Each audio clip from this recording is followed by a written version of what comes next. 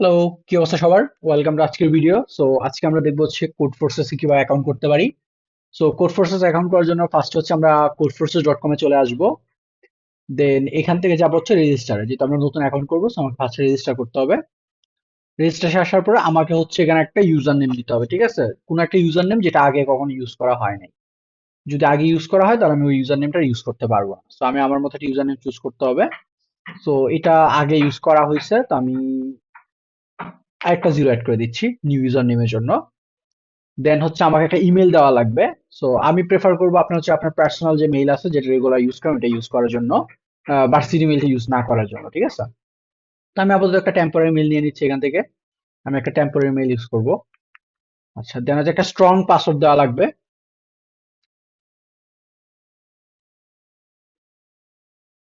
একটা strong password দিয়ে দিচ্ছি and register. Okay, so already বলছে পাসওয়ার্ডটা অলরেডি উইক, সো আমাকে আরো স্ট্রং পাসওয়ার্ড দেওয়া লাগবে।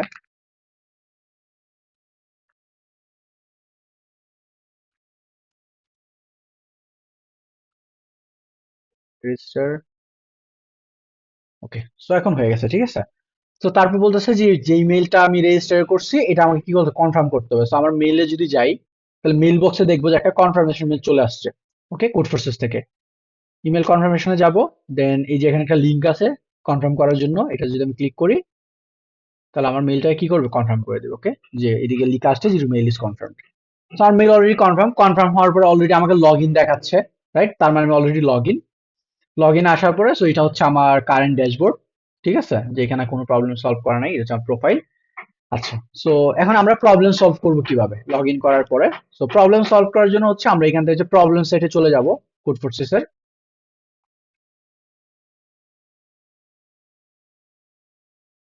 ওকে, সো প্রবলেম সেটে আসার পরে আমরা দেখবো যে এখানে হচ্ছে অনেক প্রবলেম দেওয়া আছে। সো ডান দিকে এটা হচ্ছে আমার একটা প্রবলেমের আইডি, আর এটা হচ্ছে প্রবলেমের নেম, ঠিক আছে? সো আর প্রবলেমটা হচ্ছে আমরা এখানে দেখবো যে প্রবলেম কিছু রেটিং দেওয়া আছে, যে এরকম কিছু রেটিং দেওয়া আছে প্রবলেম। ওকে, সো প্রবলেমের রেটিং যত বেশি হবে ওই প্রবলেমটা তত কঠিন হবে, ঠিক আছে? প্রবলেমটা তত হার্ড। আর যত প্রবলেমটা রেটিং কম হবে ওই প্রবলেমটা তত ইজি। ঠিক আছে, তো আমাদের সবথেকে ইজিয়েস্ট প্রবলেম হচ্ছে 800 রেটিং এর, ঠিক আছে? যে 800 রেটিং এর প্রবলেম হচ্ছে ইজিয়েস্ট প্রবলেম, ঠিক আছে? সো 800 রেটিং এর প্রবলেম এইভাবে না খুঁজে আমরা কি করবো, আমরা হচ্ছে এখানে আমার প্রবলেম সেটটাকে সর্ট করে নিব। সর্ট করার জন্য ফার্স্ট এখানে ক্লিক করব। ওকে, সো এটা আসলে দেখবো যে আমাদের 3500 রেটিং এর প্রবলেম গুলো আগে আসছে ডিফিকাল্টি অনুযায়ী, তার মানে 3500 হচ্ছে আমার ম্যাক্সিমাম রেটিং। আর এই প্রবলেম গুলো হচ্ছে সব থেকে হার্ড। তারপর আমি এখানে আরেকটা ক্লিক করব।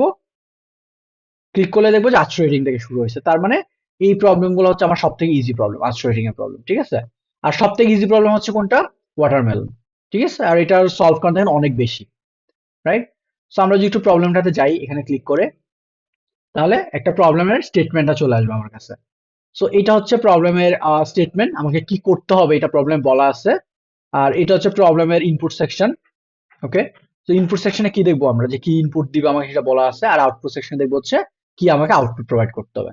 এবং এখানে ইনপুট সেকশনে বলছে একটা ডব্লিউ দেওয়া থাকবে যেটা হচ্ছে ওয়েট, ওয়াটারমেলনের ওয়েট। আর আমাকে আউটপুট করতে হবে ইয়েস অথবা নো, ঠিক আছে? সো আশা করি বুঝতে পারছেন। আমরা নেক্সট লেকচারে হয়তো দেখবো যে কিভাবে প্রবলেম সলভ করতে পারি। ঠিক আছে, ধন্যবাদ।